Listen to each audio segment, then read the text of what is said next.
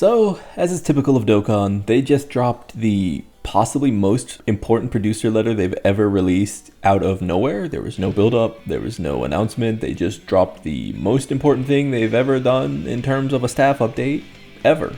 As I say in videos like this before, I don't want to jerk you guys around because, let's be honest, we all followed the truth, we all follow Toon, we all follow Mr. Baby or whoever, so let's not just sit here and act like you're coming to me for this information first. Instead, let's take a just casual look at what this could mean for Dokkan going forward and some of the expectations we should have as we build towards the new year and the 10th anniversary. First and foremost, I made a video talking about pity as it pertains to Dokkan and what that number now means going forward into celebrations. We know that 2,500 is the number to hit, and it is now available, it seems like, on every banner that isn't an anniversary banner, a thank you banner, a Tanabata banner, or a Dual Dokkan Fest. That means several banners throughout the year, yellow coins and the like, are going to be available to you, whether it be your favorite character or just a particularly powerful unit, if you keep the stones around. I'm not going to act like I was psychic or anything because this seemed pretty obvious that it was a thing they were, workshopping at the offices. It seemed like they were for a while trying to figure out what pity would look like for Dokkan, and we now know.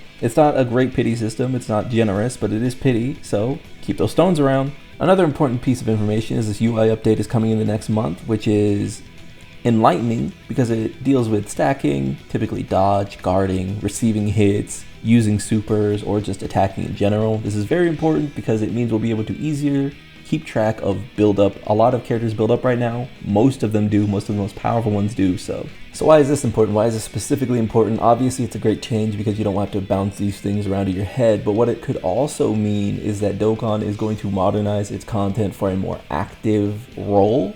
See, when Dokkan first released, I'm sure, it was very simple. They added these changes over time. They gave characters skills and passives that were layered and, multiplicative. But now, we're getting to the point where the content can't keep up with the paragraphs they're just dumping on these characters. So what we could see going forward is an escalation of that content. Right now, there's no content in the game that can deal with the new EZAs that have been announced, the Gogeta and the Janemba. And before that, there wasn't any content in the game that could deal with Broly's team or a fully functioning Goku, Gohan, and Trunks team. If they are going to allow us to track these things more visibly, it might mean we're gearing up for an actual content drop. This might be doubly true because we now see that the exploration of free-to-play characters is reaching sort of a fever pitch. The greatest warrior Goku and friends are being added and they're being updated. The missions are being changed to be easier to get people into the game. Remember when I made that previous video saying that content in the worldwide download celebration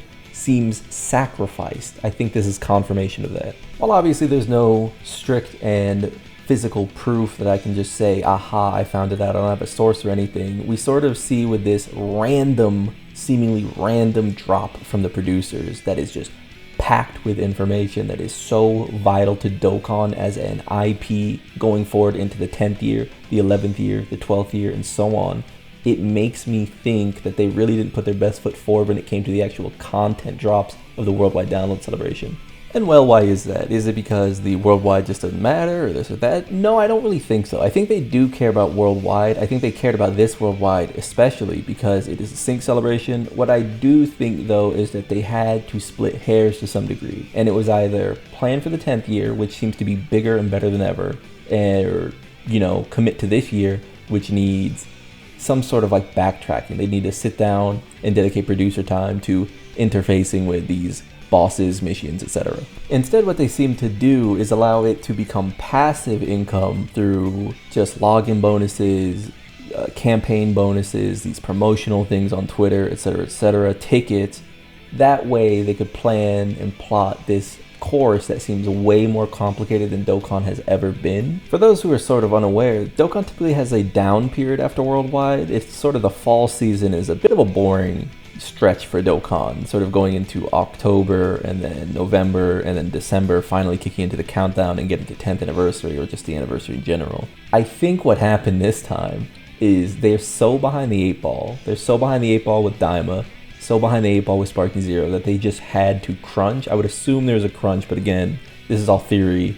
I'm not saying I have a source or anything. And it really is exciting times for Dokkan because, again, Dragon Ball as an IP is sort of treated strangely. People see it as this holy cow which can't be touched anymore or can't be criticized or slandered or, mishandled, but it's mishandled quite often in the same vein as Pokemon, where even though Toriyama-san has been so instrumental to the series and, so many people's lives, it's outgrown its creator in a way that, if you make Pokemon and in 2024 it's the most, marketable IP in the world, is it really yours anymore? And the answer is kind of no. It belongs to the corporations. It's why if you're like me and you followed Dragon Ball for, the entirety of your life essentially, you sort of feel a disconnect in the Z era and onward where things got a little weird. It's not to say that things got bad in Super, they just got different, and you only really feel that sensation as you watch through it in real time rather than just, speed running the entire series through games or, after the fact, like a lot of people do now. A lot of people are getting into Dragon Ball. A lot of, Dragon Ball appeals to everyone. But with this year, there's been a lot of new excitement around the series that hasn't existed in what feels like a few years. Dragon Ball Fusion World seemed like a bad foot forward because if you haven't seen Dragon Ball Fusion World, which is a card game, it sort of is floundering in a weird way because it's so anti-consumer. It's like kind of not very free to play, and it doesn't really have a free to play model or anything, and a lot of the changes to it have the teething pains of, opening a new card game. It felt like that was going to be business as usual for Dragon Ball. They was just going to release something that it didn't really care about and then make a ton of money and then disappear into the night. But I don't know, with Dokkan and Legends and Sparking Zero and, even Multi, which I think Multi is a little half-baked, but it could get there. It seems like they're really trying. They're trying in a way that's super exciting because, like I said, even though Dragon Ball is super old, it's kind of a holy cow where no one really criticizes it because it's just been there for their entire life. So if you found this video and you've made it this far, I would say that it's a pretty good time to get into Dokkan because you've got a ton of stones to collect. Right before this celebration happens, we've got a countdown thing that's happening in the next month or 2 months or 3 months to lead us up into the 10th anniversary, and I think it's good to get a head on your account. Maybe you even spend some of those free-to-play stones getting the Gogeta, who seems like he's the best character in the game. I'm not going to talk too much about their kits, but I don't know, he seems like the best. The big surmising point for this video, if you made it this far, is that yeah, it seems like our suspicions were right. It seems like Worldwide Download Celebration 2024 was sacrificed a bit for the progression of this 10th anniversary. We're trying to make it to the 10th.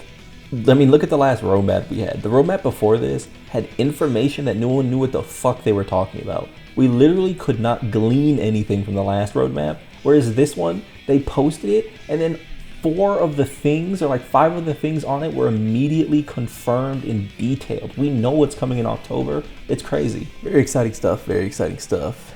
If you made it here, subscribe to join the club. I've been lone. You gonna make it. We gonna make it. And yeah, Dokkan for seemingly ever. It seems like Dokkan's just gonna go on forever, and I guess we'll just be here. It's the first gacha that'll never go out of date, so we can just keep playing it until we're old men. Peace.